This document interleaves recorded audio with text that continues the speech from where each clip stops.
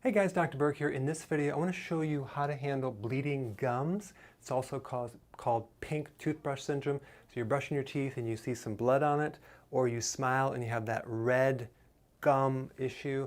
That is a vitamin C deficiency. You can call it gingivitis, whatever. It's a total vitamin C deficiency. Why?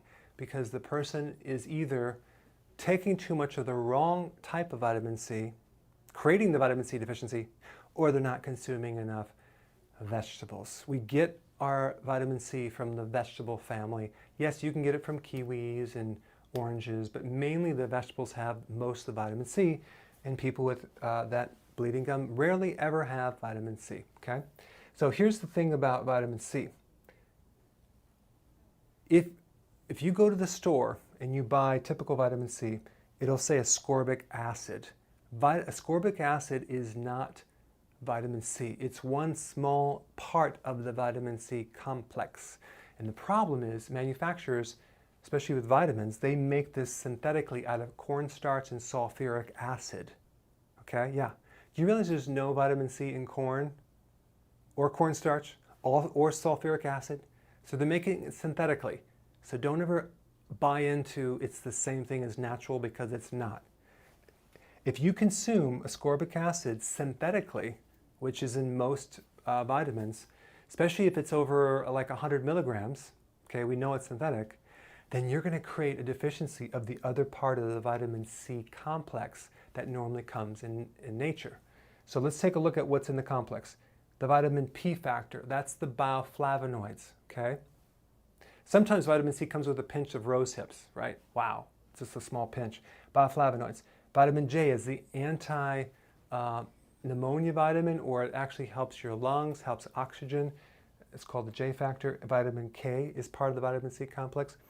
And copper. It's in an enzyme form called tyrosinase, which is really important in building collagen and building connective tissue. And by the way, as a side note, the adrenal glands store a lot of the vitamin C in your body.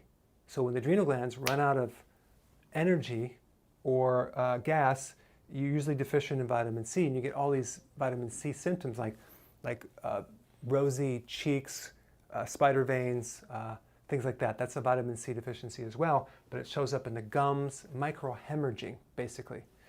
So what happens is when you take too much of this and none of these natural factors here, you can actually create vitamin C deficiencies and your gums start bleeding. I had a guy go, one of my patients, he decided to go to Mexico to get chemotherapy. But they didn't do chemotherapy. They injected him with 100,000 milligrams of ascorbic acid.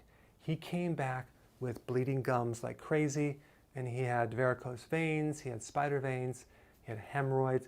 That's a vitamin C deficiency. Okay, so what do you do to correct bleeding gums? You need to start consuming vegetables in large quantities. Okay, all the leafy greens, the bell peppers, all the salads, you'll get the vitamin C naturally. If you're taking any synthetic, read the label. If it's over 100 milligrams, we know it's synthetic. Don't consume it, okay? I always like to get my vitamin C from actual food, okay? Why? Because it's not hard to get, it's very easy to get, and it'll give you a lot of other benefits as well, okay? So write your comments below, and I will see you in the next video.